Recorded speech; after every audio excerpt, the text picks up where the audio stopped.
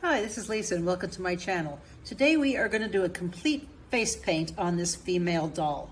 Let's get started.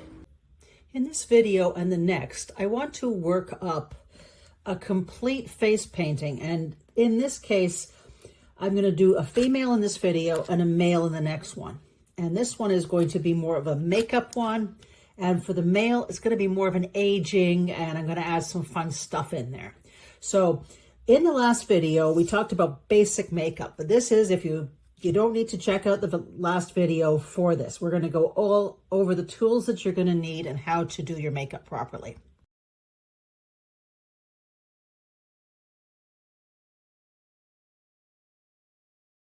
We have cleaned off, in one of the past videos, I've cleaned off her makeup. To do that, you use an acetone. You can use a high acetone nail polish remover or 100% acetone. Once you finish with the acetone, removing it from the face, using some Q-tips, wash it fully. Then, once she's dry, you want to give 2 coats, light coats. If you put too much of this on, it will leave a bit of a haze. And I'm sure there are other protectants. This is all I have access to. So I use Tester's Dull Coat because it always works for me.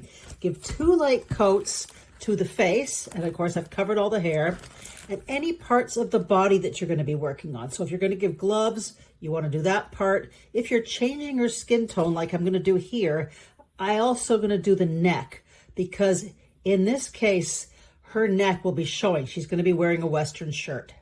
I'm not very good at makeup, but I think everybody should have a photo to work from just to get an idea of what you want to do. And this is even more important if you're doing some lines like I'm going to be doing in the male.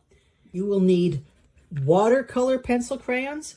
Now they must be watercolor. The thing with dolls is if you use oils and certain additives, it can eat into the plastic. So watercolor pencil crayons are the best, and make sure you have a good pencil sharpener. You want to get fine tips on these. You can also use acrylic paints. Now Vallejo is very nice because it's not very bumpy, whereas some of the acrylic paints will really leave a lot of bumps, and we're working in a tiny scale. If you use acrylic paint, it's going to be much harsher than if you're using the other options like the watercolor pencils or the pastels.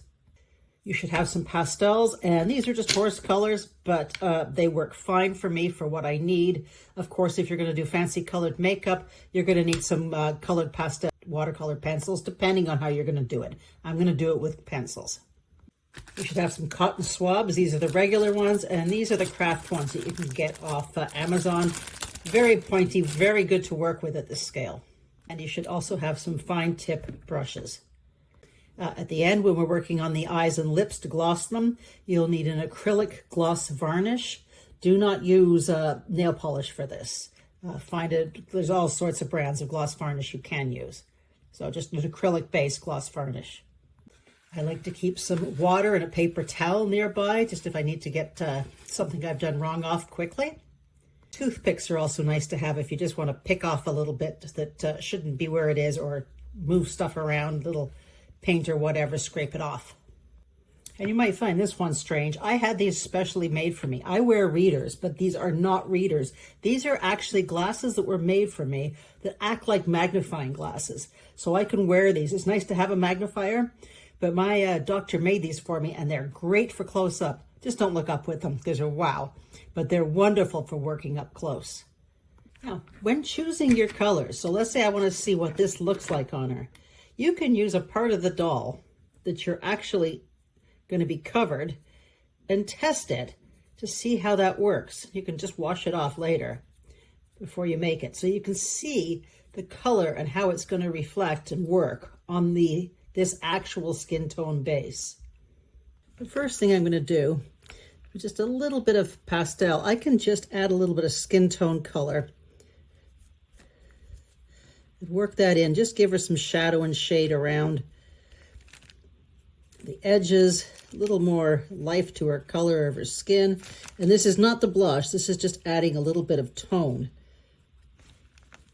around there, just to build it up a little. And you can see in your image how that would be darker around the hair.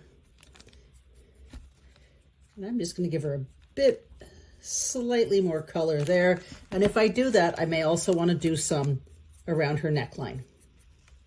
And I've actually picked off a little darker in the edges as well, just to add a little bit more life around that area.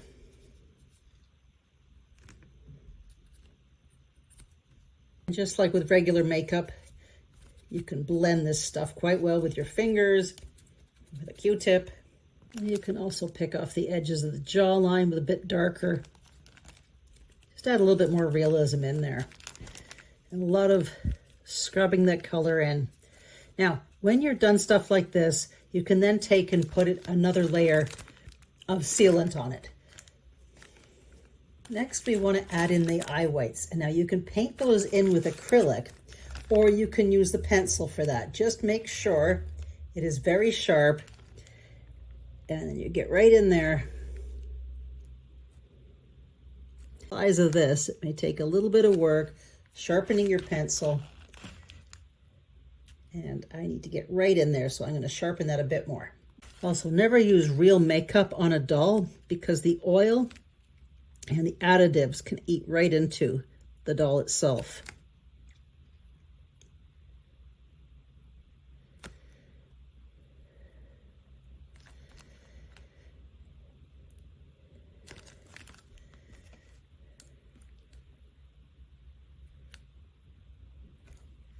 And this is where the toothpick comes in handy. If you want to remove a bit, you can just pick it off with the edge of the toothpick.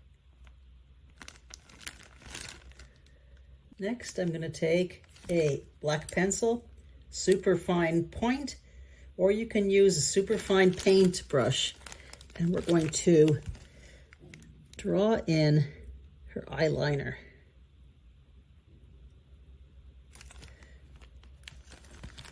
Focus there. A little bit on the bottom, like that. If you need to, you can always go back in with the white to add a little bit more in there, or with the pick to remove any problems. Next, I'm going to take the color of pencils that I want for her and irises and draw in the eyes. And now this is where, be careful to try to get it. This is where you can decide which way she is looking. And I'm going to have mine looking a little to the right. So I'm building it in with a lighter color first.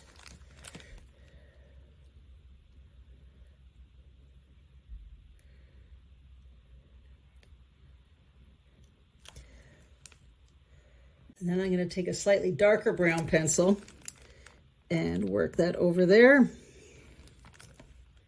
Get this in focus for you. And because this scale is so tiny, we're basically just dotting it on. And you're probably going to have to sharpen these pencils regularly. And I can build that up a little more. Again, I see a little bit there. That is what to remove that off right away. And if I need to, I can go over just a little bit of a black spot there if I've overdone it. Like that. One of the things you have to remember with this when you're working with it, do not use water on this because these are watercolored, and you have to make sure you seal it before you touch it with water. I'm just building up the eye. You can just take a little dot of white in the eyes there, as well as a highlight, just a tiny little dot. You may need to go back, work around that, and build up your eye color. And you also take a little bit of black. I've got the pupils in black, the eye and iris in brown. Next, we're going to work on our eyebrows. We're going to take a light pencil and just draw in, first of all, where we want them.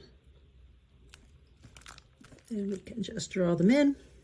And I'm just going to use little dots here to shape them.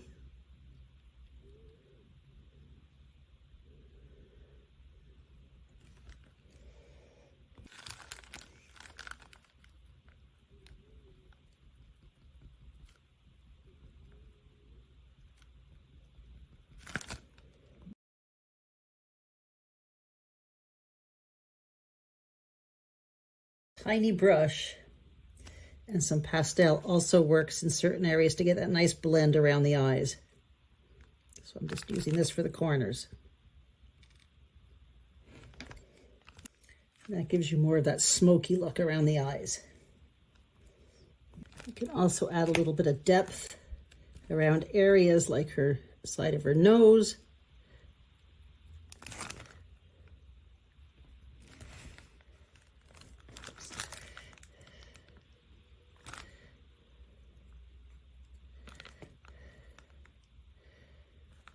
A little bit more depth if you need it some places. Now I'm going to draw in her lips, and she has very tight lips here. There's not much color on them, so I'm going to take them out a little larger.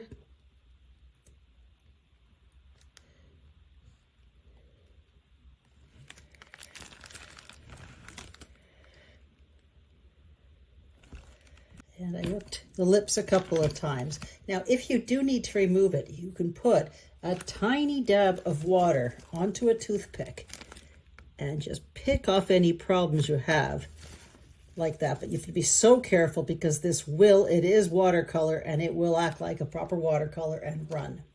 For her blush, pastels work best, but if you don't have it and you want a different color, I'm just going to use the edge of my finger on top, and I can just dampen it to get a little bit more spread there, to get the color I want, move it around to get a nice blush. Also add a little blush under her chin, and maybe a little bit right there. Work the color around until you get the look that you want. And once you're happy with it, you remove any stuff you don't like, go and give 2 coats of light sealant spray. Done anything with the body, give that a spray as well.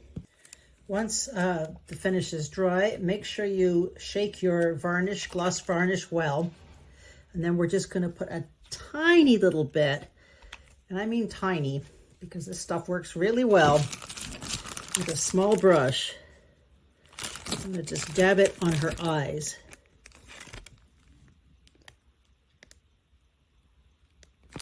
And a little bit more on her lips. Now, let that dry. If it's not glossy enough for you, you can add a little bit more later. So thank you for joining me, and we'll return to get her some clothes in one of the Western videos. Next week, I will paint a male face, and we'll do some aging with him and some fun stuff. So see you next week, and please take some time to like and subscribe.